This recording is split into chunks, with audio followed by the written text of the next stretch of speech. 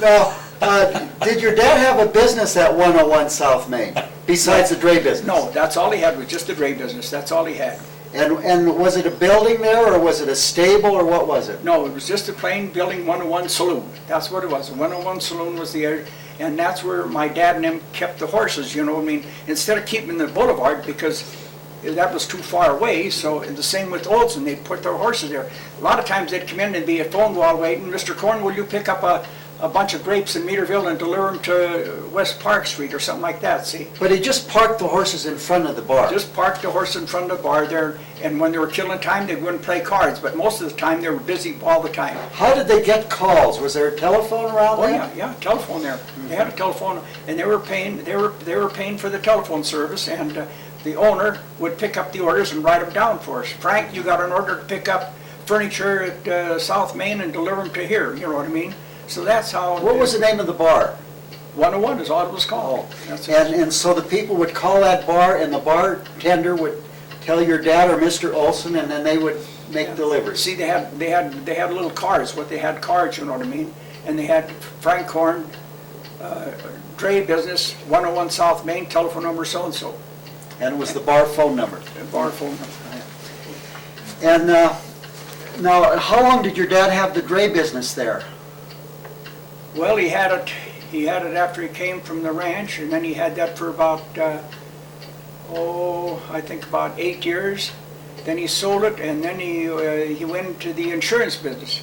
He sold insurance for the Capital Life in Helena, Montana. It was a new insurance company in Helena called the Capital Life.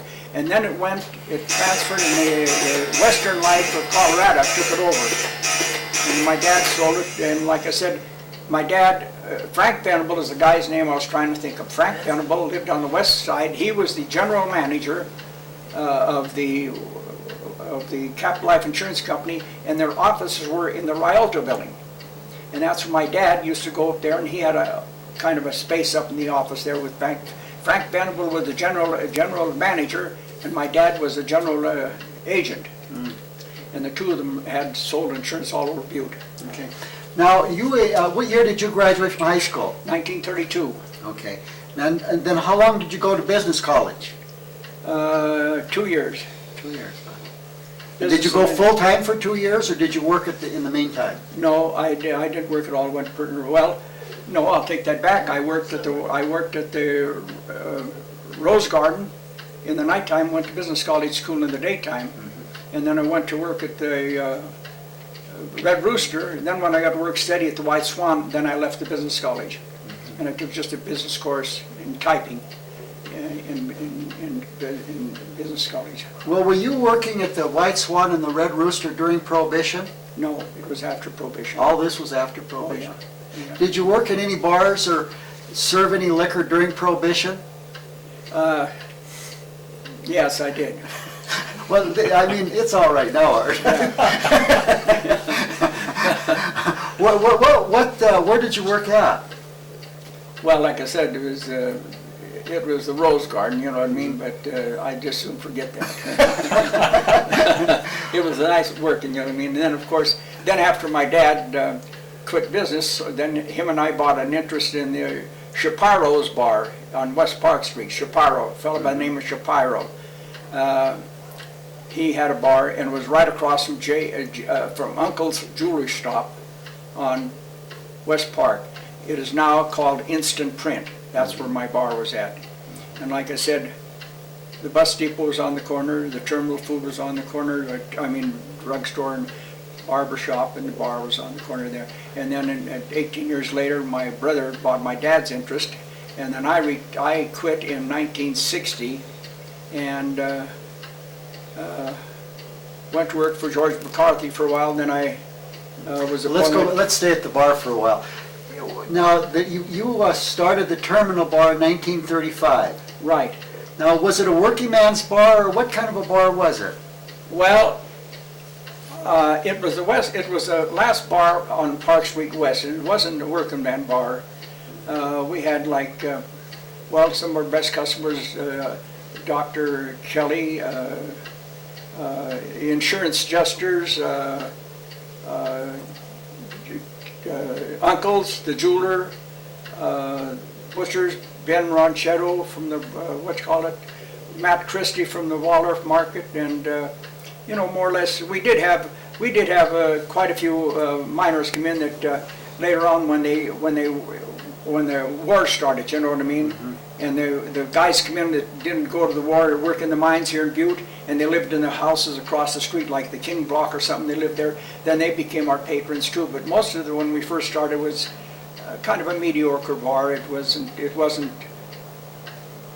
exactly high class, but I mean, it wasn't low class either, Did you serve food?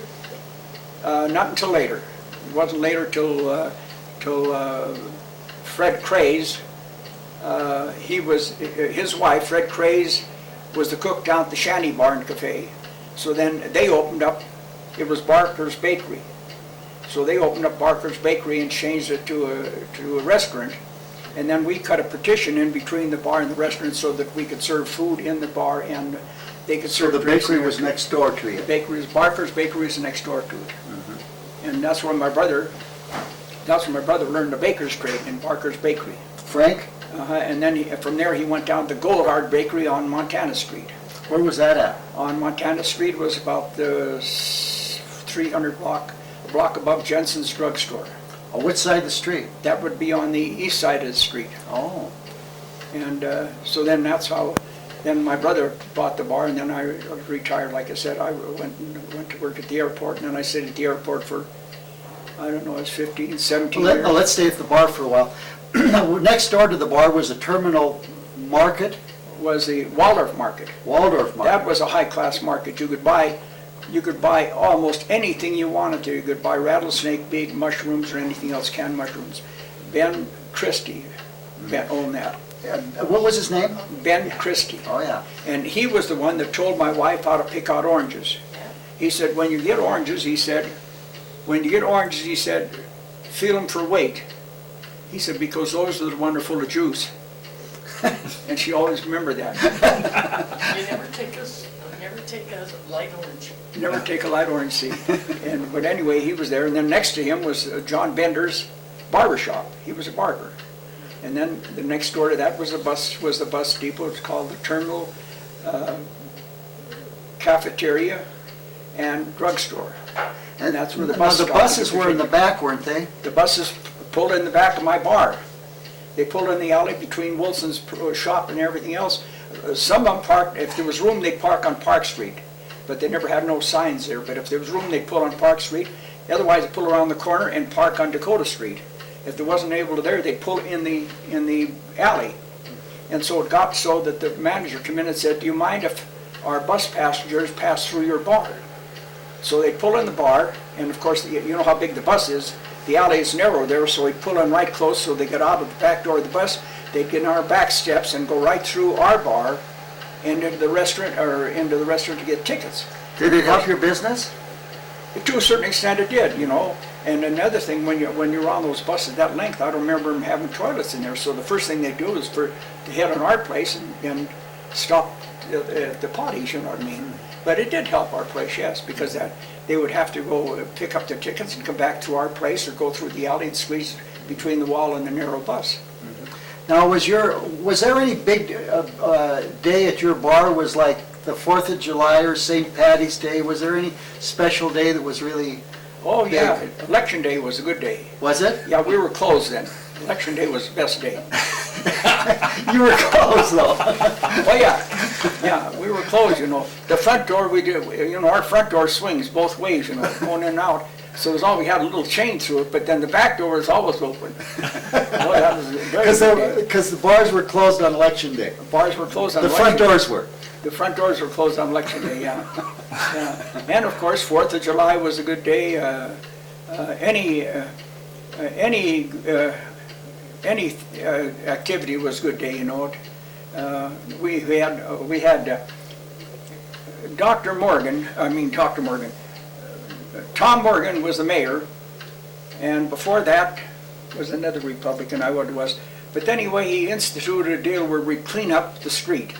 So everybody before that day would go out and scrub the sidewalks. everybody along Park Street would scrub the sidewalks, you know, to clean Butte up, and straight. And I have pictures of it, but I don't know what happened to them. But it shows us there with all the blocks sweeping, water out in the streets, you know, and washing the sidewalks down, and then washing the gutters down. Everybody on Park Street did that at one time or other. And Tom Morgan was finally the one, he finished the project after another Republican, and I can't think of what his name. Would that be Hosworth? No, Before, wasn't Barry O'Leary before Morgan?